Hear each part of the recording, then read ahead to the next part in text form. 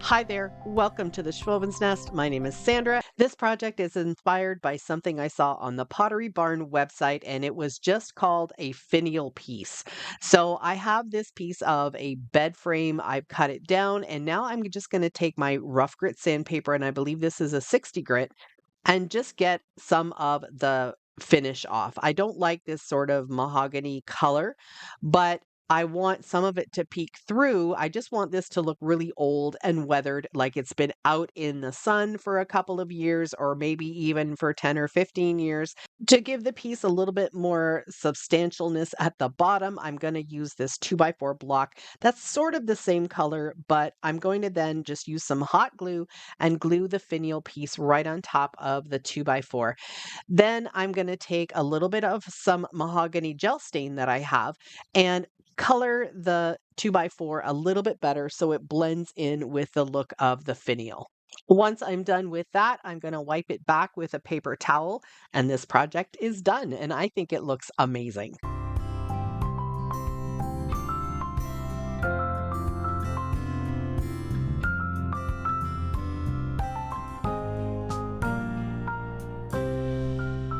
Thank you to all of my current subscribers. I truly appreciate each and every one of you. If you're new to my channel and you like what you see so far, I'd love it if you could hit that red button too. This project is another really simple one.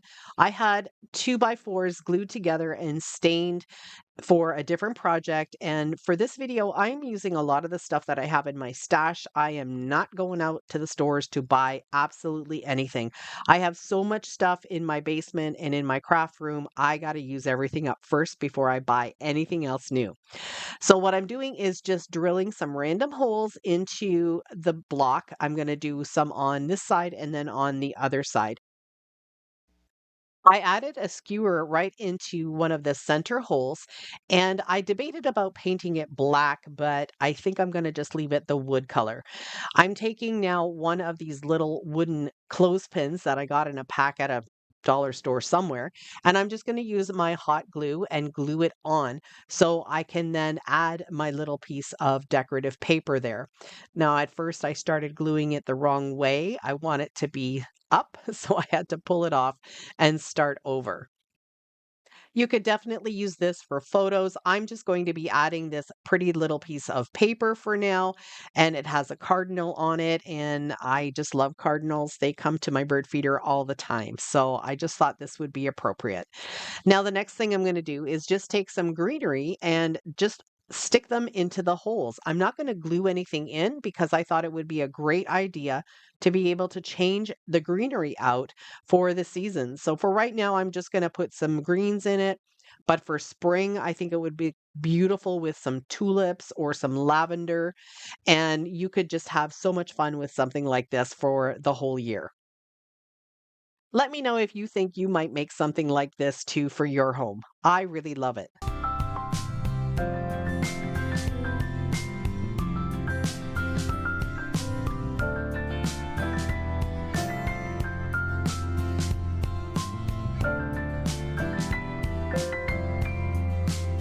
This next project is a little, how do I say it? I'm not sure if I like it, but I'm going to show it to you anyway. I'm just taking this wooden block, just a scrap piece of wood, and I'm just going to paint the whole thing black. Just one coat will do fine. I have this really smooth linen fabric. It kind of looks like drop cloth, and I'm just going to cut out a piece that will fit onto a regular piece of printer paper. I'm going to use some painter's tape to tape the fabric right onto the printer paper. And you just have to be really careful that you don't have any bumpy edges. You want the fabric to lay really super flat. You can do this with a lot of different types of fabric.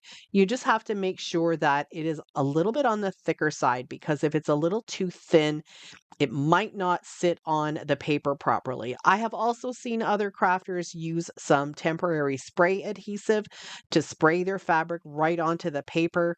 I didn't have any at the time, so I'm just using my painter's tape, and it worked out perfectly. The graphic that I created will be available on my website as a free printable. So all you have to do is go down to my description box, click on the link. It'll take you right to my file share. If you don't already have a account on my website, then you will need to sign up for one, and then you'll be able to download whatever you want.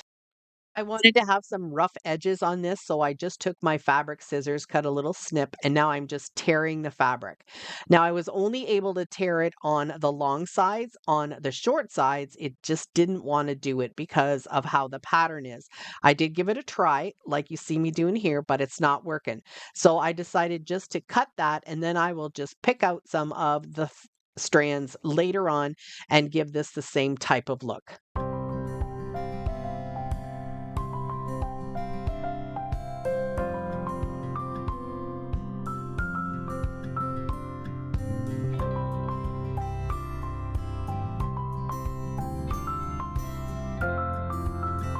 Instead of gluing the fabric down, I didn't want to have any of those glue spots coming through the fabric and making it a different color. I decided to take these little upholstery tacks and then just nail them in. I'm going to put one in each corner of the design. I just think that made it look really vintage and old.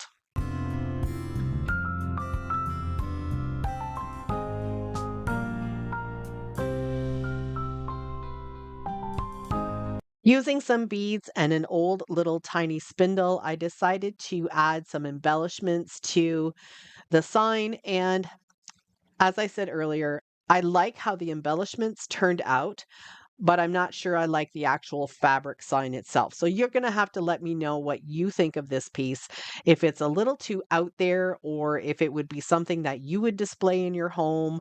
What would you change about this to make it look a little different? I'd love to hear your thoughts. I added two beads to the top of the sign, glued those down, and now I'm going to be adding some hot glue on top of the beads and gluing the spindle on top of them. Then I decided to add some beads down at the bottom. I probably should have used square feet instead of the beads because it stands on its own, but it's a little tippy. So anyway, let me know what you think.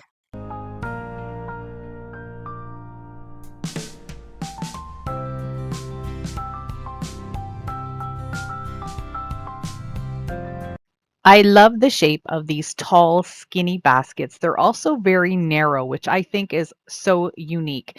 And this is something that I never find at the thrift store. So I'm going to try and make one myself. I'm going to be using this stovetop stuffing box because it's tall and skinny and narrow. Now, for sure, this isn't as big as the baskets that they show in the inspiration pictures, but you know what? I don't need a basket that big anyway, so I'm going to make a smaller version of it.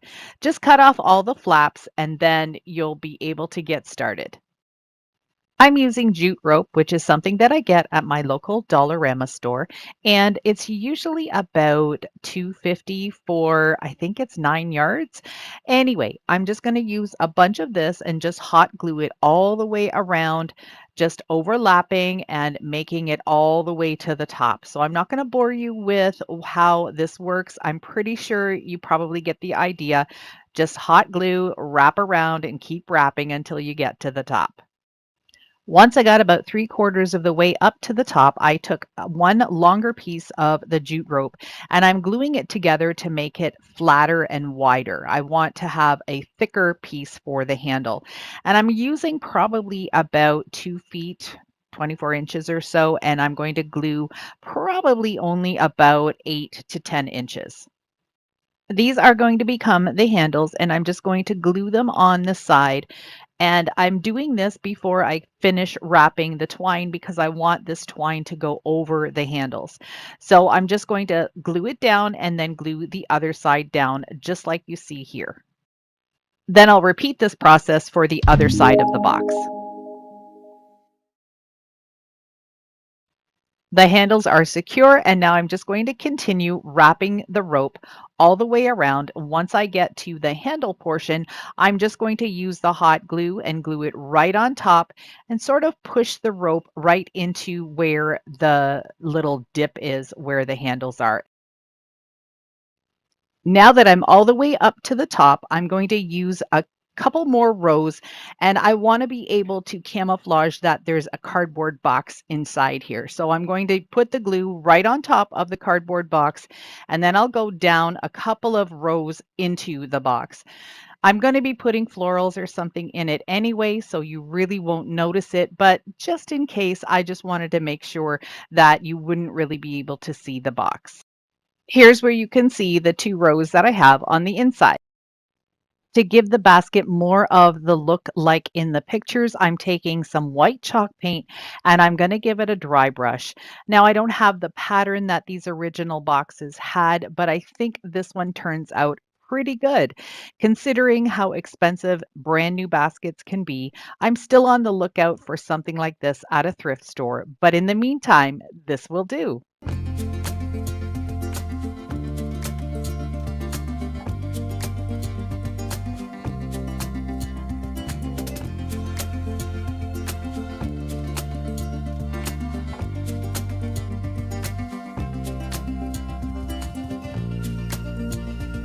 The next inspiration were these gorgeous recycled wood or reclaimed wood candle holders. I thought they were so rustic and sort of industrial looking. So I had a pair from Party Light. They're not exactly the same as these, but I thought they would do the trick. They've just been sitting in my bathroom on my tub, and I just needed to do something with them. I thought they would look fantastic upcycled. So I'm taking these 2 pieces of 2 by 4. Now this is probably a 4 by 4 piece, and I'm going to glue them together using wood glue. I'm going to just make sure that they sit for a while so the glue has a chance to bond. And I'm also going to put a heavy paint can on top so it really holds it in place.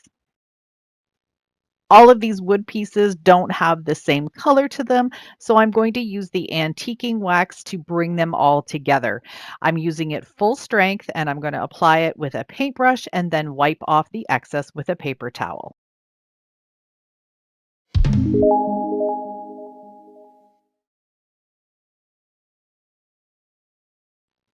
I remembered to leave where I'm going to be gluing the candlesticks on raw wood so it would have a better opportunity to grip.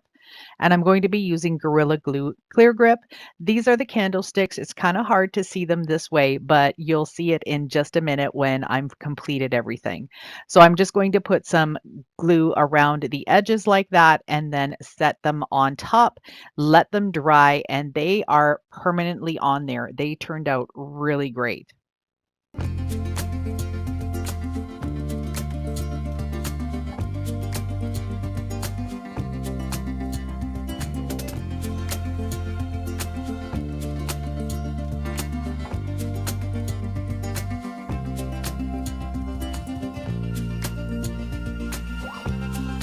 This is the next piece that I'm going to try and duplicate.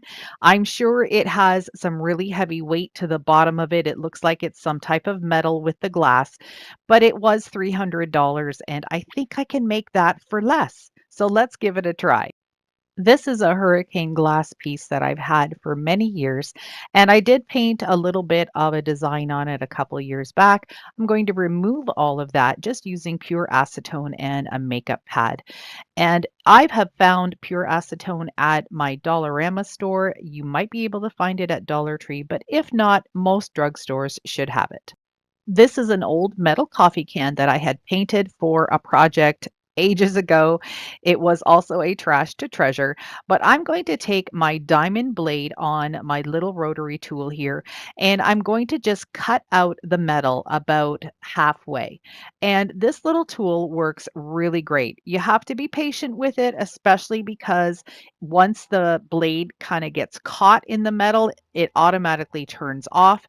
So it is a little finicky. I actually got the hang of it when I was almost at the end. Now you have to be careful. As I said, this is a blade, and if it slips and hits your hand, it definitely is going to hurt. I should have had gloves on, but because I wear my braces, it's really hard to put gloves on top. But no injuries were sustained during the creation of this project. To make the handles for this piece, I'm using these arched wood blocks. They came in a child's wooden building block set, and they were perfect for what I needed, but I wasn't able to get them to sit properly, so I needed to do some trimming, and I'm just using my miter shears. This wood is super soft and I was able to just go through it really easily. I pencil marked where I needed it to be cut, and then it worked out great. Now, since this is a metal piece, I'm definitely going to need something better than hot glue. So I'm using a combination of Gorilla Glue and hot glue, and hopefully it will stick the way I need it to stick. And I was very pleasantly surprised that it did stick.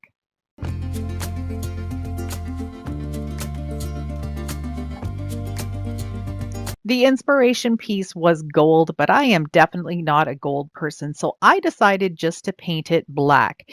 I have yet to decide if I want to maybe make it more of a silver galvanized kind of look, but I ended ultimately just leaving it black. I gave it 2 coats of chalk paint. Once it was dry, I gave it a coat of a glossy sealer, and then all I had to do was put the hurricane vase right inside.